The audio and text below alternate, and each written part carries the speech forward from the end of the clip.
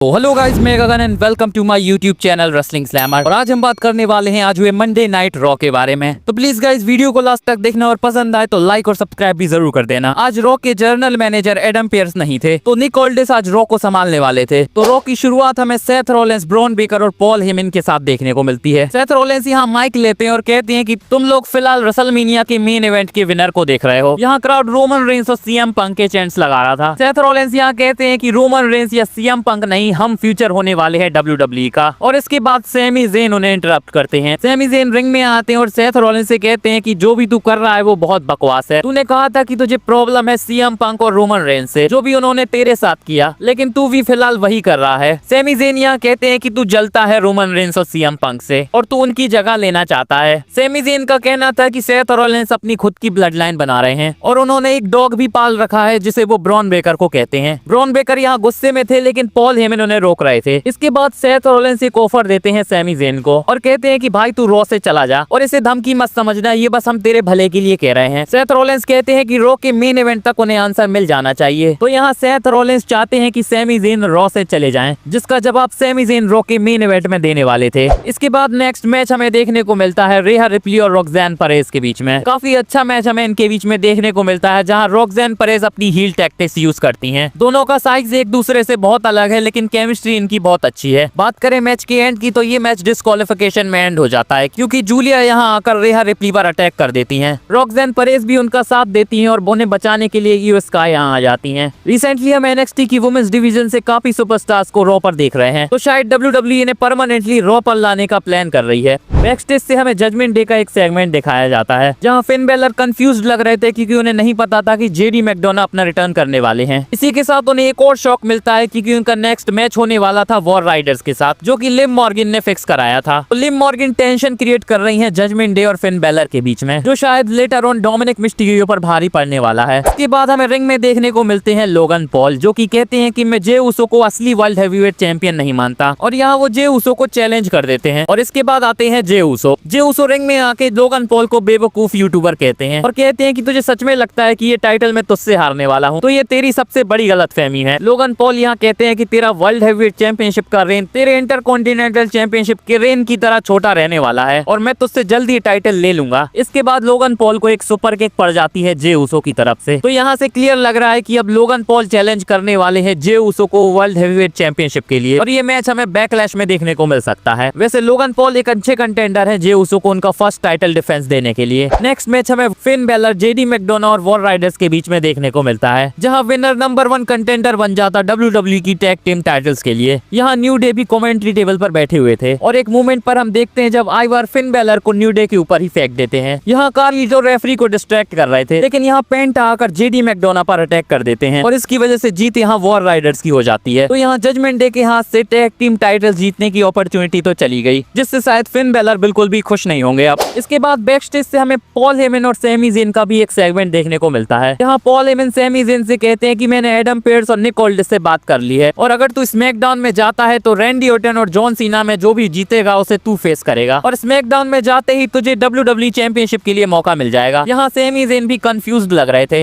इसके बाद हमें रिंग में देखने को मिलती हैं बेकी लिंच, जो कि रिवील कर देती हैं कि बेली पर उन्होंने ही अटैक किया था, क्योंकि बेली उन पर 2019 के बाद अटैक करती आ रही है और उसने इसकी माफी भी नहीं मांगी। यहाँ बेकी लिंच कहती है कि मैंने जो भी बेली के साथ किया वो डिजर्व करती थी। इसके बाद हमें यहाँ लायरा वल्कीरिया देखने को मिलती हैं, जो कि कहती हैं कि मुझे सबने लॉकर रूम में वार्न किया था तेरे बारे में, लेकिन मैंने किसी की बात नहीं मानी, पर तूने मुझ पर अटैक करके मुझे गलत साबित कर दिया। इसके बाद इनके बीच में एक बड़ी आर्ग्यूमेंट होती है और हमें ब्रॉल देखने को मिलती है, जहां लायरा वल्कीरिया चैलेंज कर देती हैं बेकी लिंच को बैकलैश में, और ये मैच अब हमें इंटरकॉन्टिनेंटल चैंपियनशिप के लिए देखने को मिलने वाला है। इंटरकॉन्टिनेंटल चैंपियनशिप को रेलेवेंट बनाने के लिए इस फ्यूड की जरूरत थी और देखकर लग रहा है कि ये फ्यूड काफी अच्छी होने वाली है। बैकस्टेज हमें निक ऑल्डिस और पेंटा देखने को मिलते हैं, जहां निक ऑल्डिस पेंटा को बताते हैं कि उन्होंने जेडी मैकडोना के साथ नेक्स्ट वीक रॉ में उनका मैच फिक्स कर दिया है। यहाँ चैट गेबल भी आते हैं और हमें उनकी और पेंटा की यहाँ आर्ग्यूमेंट देखने को मिल जाती है, और यहाँ शायद पेंटा ने हिंट दे दिया है कि वो हमें फ्यूचर में रे फिनिक्स के साथ देखने को मिल सकते हैं एज अ टैग टीम।